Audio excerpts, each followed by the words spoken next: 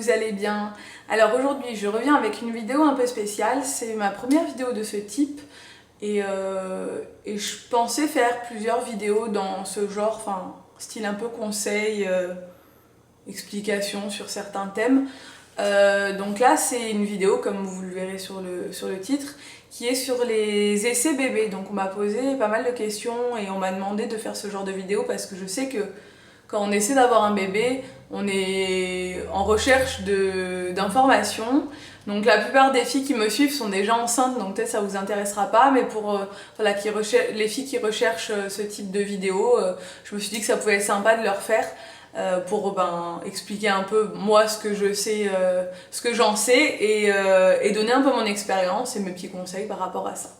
Alors, je commence tout de suite par un premier conseil.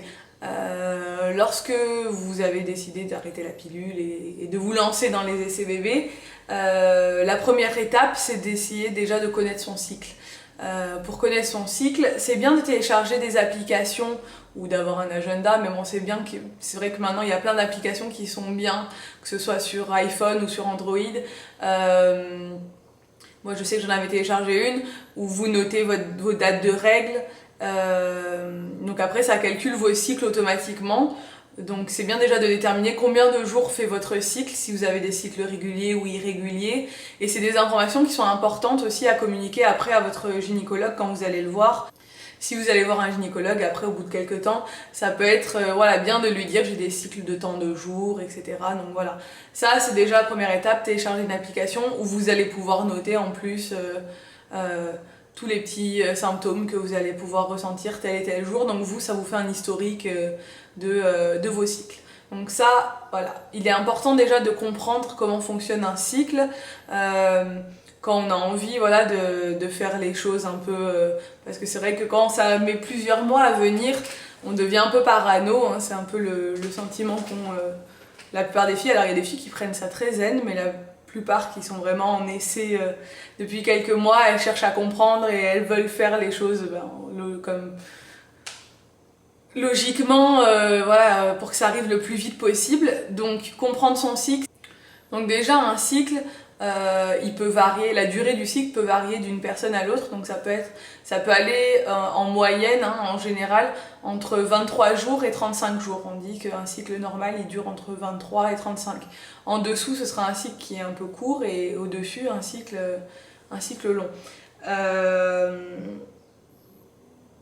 Et en fait, les variations de cycle, elles ont lieu souvent sur la première partie de notre cycle. En fait, le cycle est scindé en deux. Donc il y a la première, je regarde en même temps parce que j'ai pris des notes pour pas vous dire de bêtises. Donc il y a la première partie qui précède l'ovulation, qui peut être variable, qui est appelée la phase folliculaire. Et une fois qu'on a eu l'ovulation, le jour de l'ovulation est passé, on passe en phase lutéale, qui est généralement comprise entre 12 et 16 jours. Donc pour calculer ça dépend des filles, hein, 12 et 16 jours, en moyenne, la généralité veut qu'on dise que c'est 14 jours, mais en réalité c'est entre 12 et 16 jours. Donc pour calculer sa date d'ovulation, ce qu'on fait c'est que quand on a un cycle, c'est simple, par exemple quand on a un cycle dit basique, donc de 28 jours, on prend 28 jours, on enlève 14 jours, donc parce que c'est la moyenne, et on dit du coup qu'on a ovulé au 14e jour.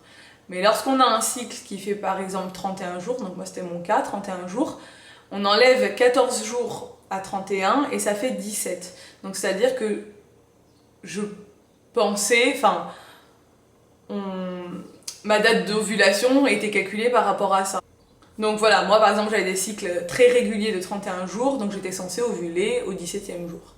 Mais bon, ça c'est c'est la méthode de calcul, on va dire, un peu basique. En réalité, c'est pas toujours comme ça que ça se passe, parce que l'ovulation, elle dure 24 heures, qu'elle peut varier d'un jour à l'autre, que voilà, si la phase lutéale, elle est de 12 jours ou de 16 jours, ben forcément, le jour d'ovulation n'est pas exactement le même, donc c'est pas une science exacte. Mais bon, c'est bien de savoir déjà ça pour avoir déjà la semaine, on va dire, d'ovulation de la cernée, de pouvoir savoir quand ça se passe. Généralement, les filles ne sentent pas leur ovulation. Il y a certaines qui vont ressentir... moi, ça a été le cas quand même quand j'ai arrêté la pilule. Au bout d'un ou deux mois, les effets de la pilule sont partis. J'ai ressenti quand même la période d'ovulation, bon, ouais, pas le jour même, mais dans la semaine de l'ovulation, j'avais un peu comme les mêmes symptômes que pour les règles. Un peu mal au ventre, un peu un ou deux boutons qui sortaient. Donc voilà, les hormones, on sentait qu'il y avait quelque chose qui se passait, mais après, rien de flagrant. Ensuite, mon deuxième conseil.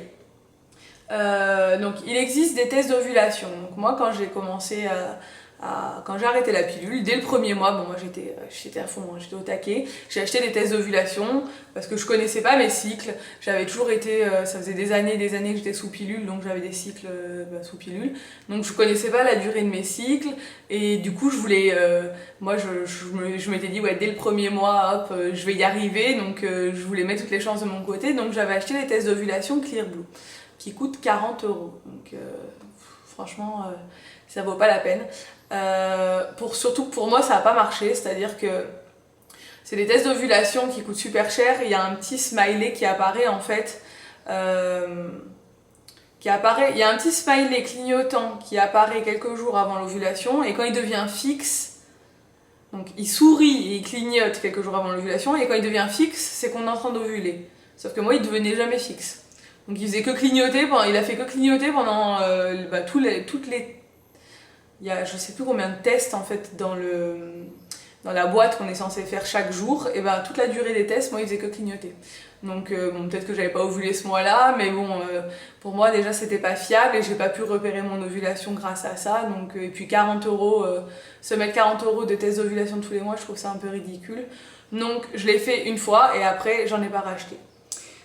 Ensuite, il y a le système des courbes de température. Donc moi je suis passée à ça après, parce que j'étais vraiment motivée. Le principe des courbes de température, c'est de prendre sa température tous les matins, avant de poser un pied par terre. Donc déjà c'est super contraignant parce qu'il ne faut pas oublier de le faire. Faut le faire avant de se lever, parce qu'une fois qu'on s'est levé, la température elle varie en fait. C'est vraiment la température au repos qui vaut le coup. Il faut noter et se faire une courbe de température. Donc vous avez plein de sites, tous les sites connus au féminin, etc. Enfin voilà, tous les sites sur la grossesse qui vous proposent de faire vos propres courbes de température par logiciel. Vous rentrez tous les jours votre température et ça vous calcule la courbe, et ça vous calcule même soi-disant le jour d'ovulation. Donc moi je me faisais des courbes comme ça, je l'ai fait pendant 3 mois, je l'ai fait. Ouais, 3 mois. Je l'ai fait pendant 3 mois, c'était super contraignant, et j'arrivais jamais à repérer mon ovulation parce que soit le décrochage n'était pas flagrant, parce qu'en fait il y a un décrochage, mais bon, c'est... Dans la théorie, lorsqu'on vous explique ça sur internet, vous voyez des courbes qui sont très distinctes. Donc la première phase, donc la phase folliculaire, vous avez une température qui est basse on va dire genre à 36 et quelques, enfin, ça dépend vraiment des filles, hein. Il y en a ça à 35, il y en a ça à 37. En fait il faut qu'il y ait une différence de température entre les deux phases. Donc moi généralement c'était vers 36, pendant 17 jours, voilà, on va dire à 36. Le jour de l'ovulation il y a un pic, la température augmente d'un coup, et après elle reste haute, et si vous êtes enceinte elle rechute pas.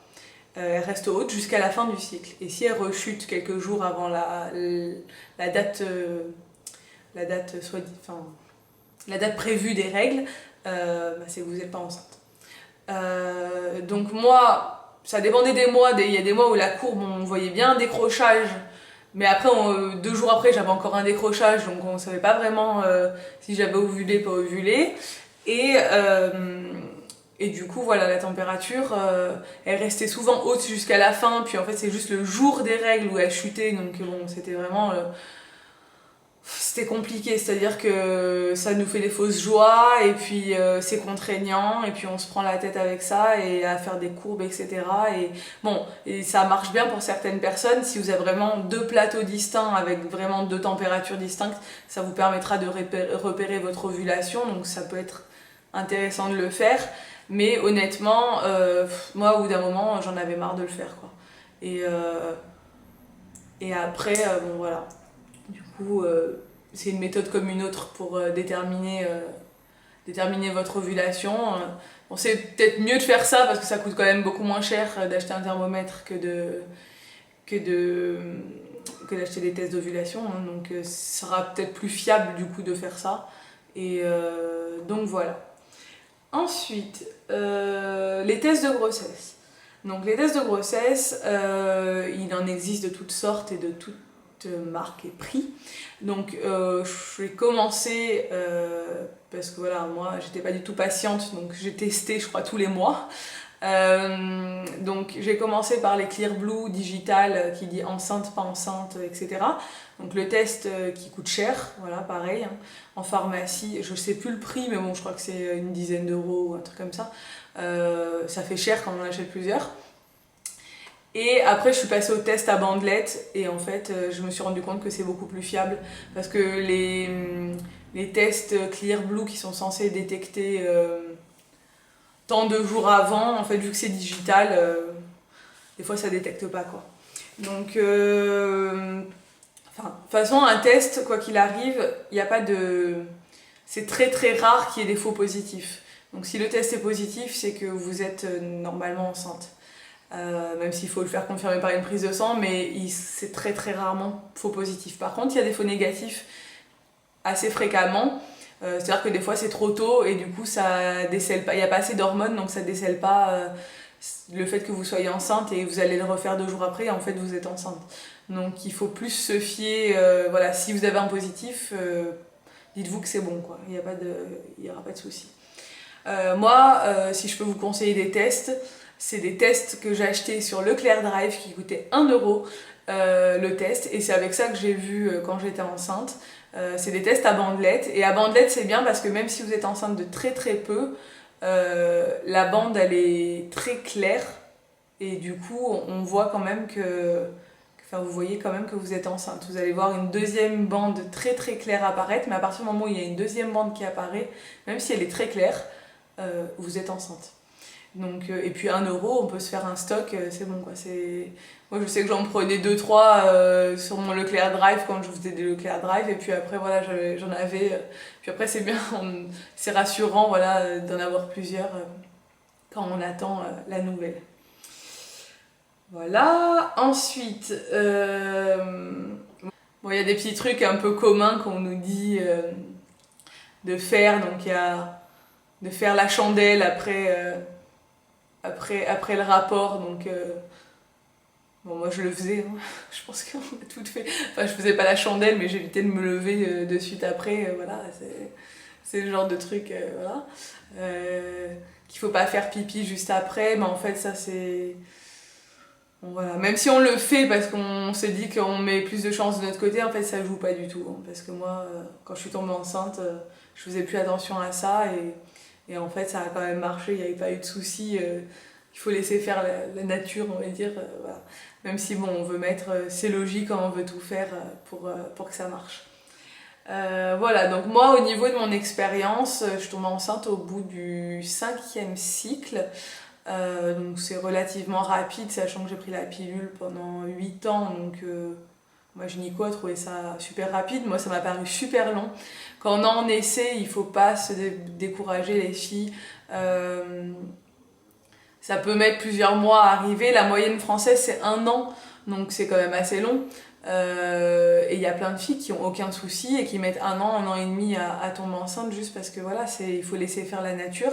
Même si c'est très facile à dire quand on est enceinte actuellement, je sais que c'est dur à entendre parce que moi-même j'avais pas envie de l'entendre quand j'étais en essai et qu'on me dise laisse faire la nature. Mais moi honnêtement, ce qui a marché pour moi, le mois où je suis tombée enceinte, donc je sais pas si c'est un rapport ou pas, c'est le mois où j'ai arrêté de tout calculer.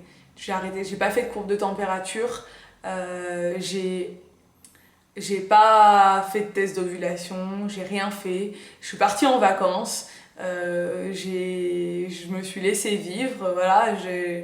Bon, bien sûr, je savais où j'en étais dans mon cycle, je savais quand est-ce que j'étais censée avoir mes règles, voilà.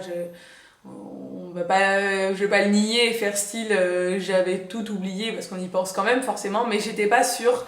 Je me suis dit bon voilà, maintenant laisse tomber, laisse faire les choses, ça viendra quand ça viendra. Et c'est quand j'ai laissé couler que c'est venu. Donc je me dis qu'il y a quand même une part psychologique là-dedans.